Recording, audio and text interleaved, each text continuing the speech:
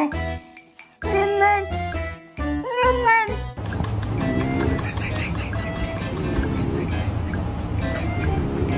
need to tell you something, but you gotta come here so I can whisper it to you. You look like a potato.